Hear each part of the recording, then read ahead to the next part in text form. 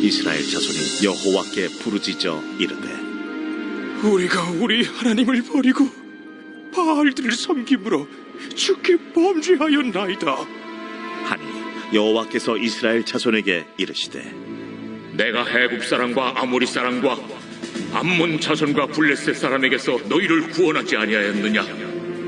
또 시돈 사람과 아말렉 사람과 마온 사람이 너희를 압제할 때에 너희가 내게 부르짖음으로 내가 너희를 그들의 손에서 구원하였거늘 너희가 나를 버리고 다른 신들을 섬기리. 그러므로 내가 다시는 너희를 구원하지 아니하리라. 가서 너희가 택한 신들에게 부르짖어 너희의 환난 때에 그들이 너희를 구원하게 하라 하신지라. 이스라엘 자손이 여호와께 여쭈되 우리가 범죄하였사오니 주께서 보시기에 좋은 대로 우리에게 행하시려니와 오직 주께 구하옵나니 오늘 우리를 건져내옵소서 하고 자기 가운데에서 이방 신들을 제하여 버리고 여호와를 섬기매 여호와께서 이스라엘의 곤고로 말미암아 마음에 근심하시니라. 그때에 암몬 자손이 모여서 길르앗의 진을 쳤으므로 이스라엘 자손도 모여서 미스바의 진을 치고 길르앗 백성과 방백들이 서로 이르되 누가 먼저 나가서 암몬 자손과 싸움을 시작하랴. 그가 길르앗 모든 주민의 머리가 되리라.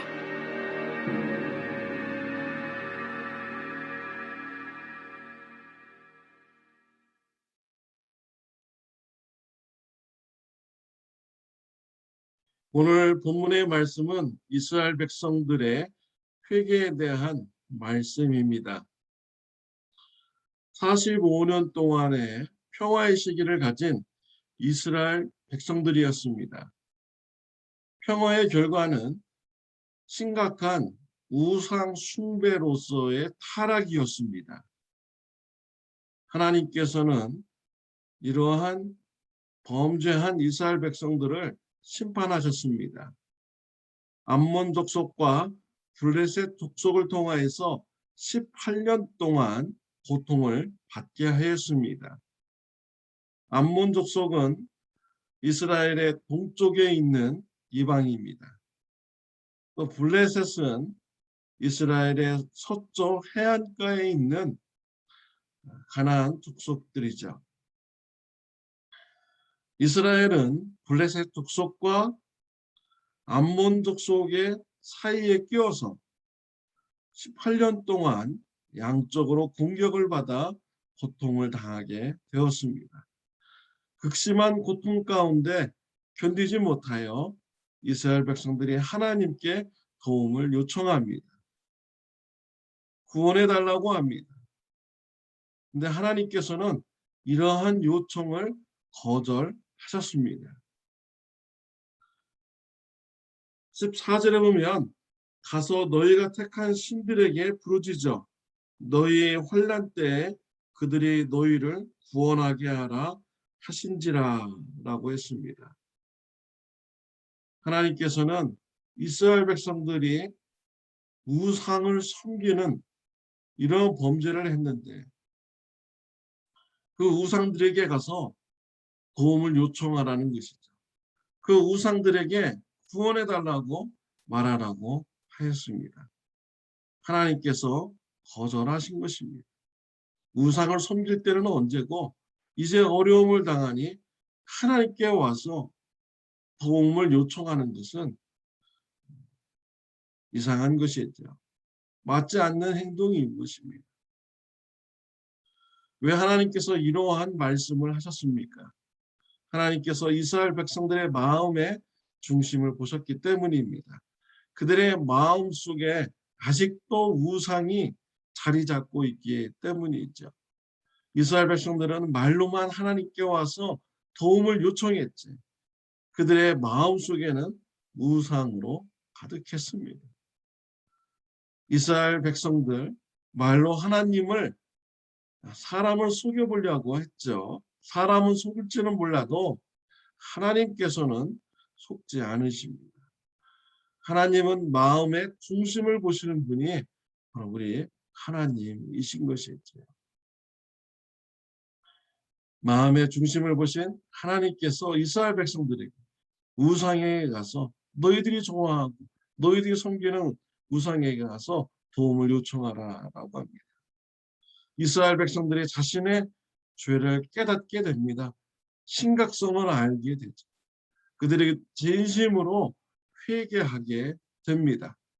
우상들을 다 제하여 버립니다. 하나님을 섬기고자 결단합니다.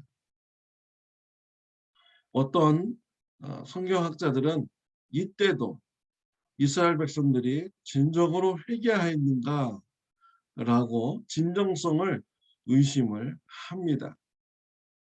그러나 하나님께서는 이스라엘 백성들의 이런 회개의 모습을 보시고 마음에 근심하게 되었습니다.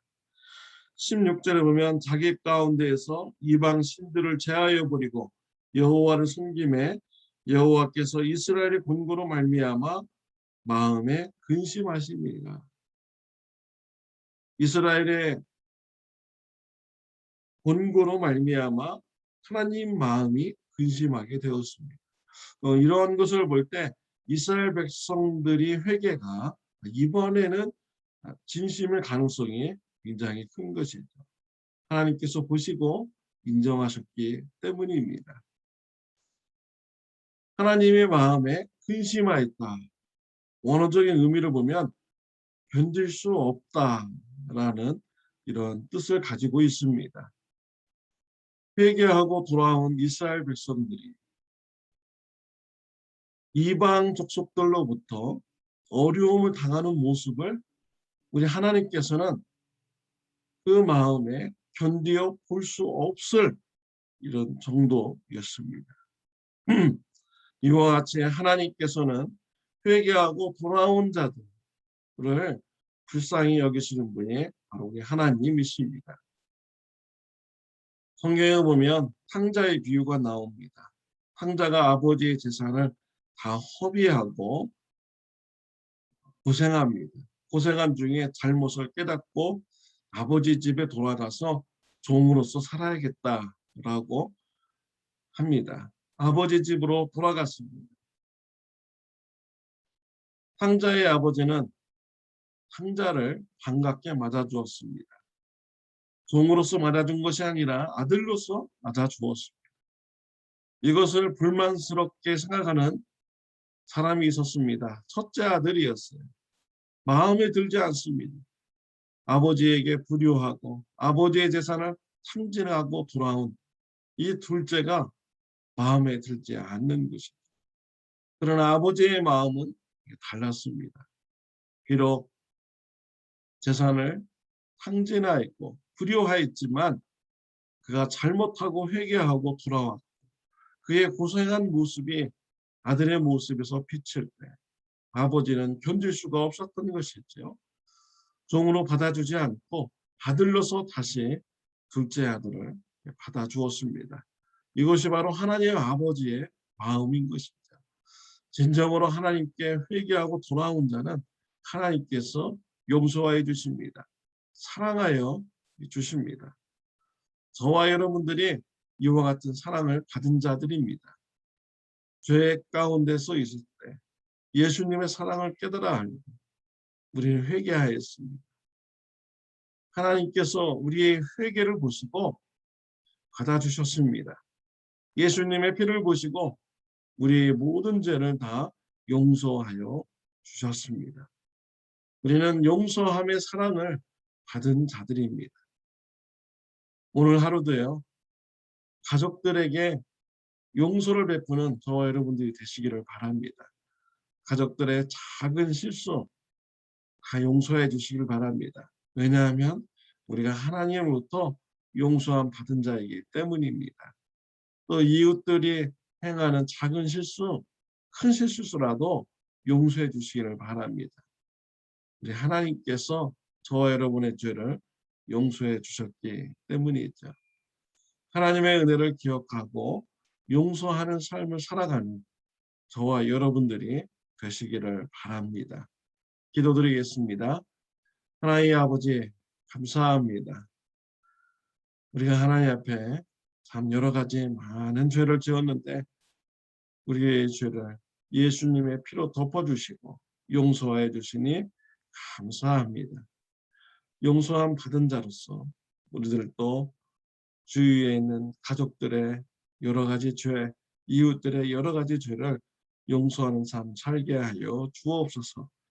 예수님의 이름으로 기도드렸습니다. 아멘. 네, 오늘은 토요일입니다. 내일 주일 예배를 위해서 기도해 주시기를 바랍니다. 멕시코 선교 축제를 위해서 기도해 주시기를 바랍니다. 많이 참여해 주시기를 바랍니다. 보내는 선교사로서 사역을 잘 감당하는 참 좋은 교회 저 여러분들이 되시기를 바랍니다. 좋은 하루 되시기를 바랍니다.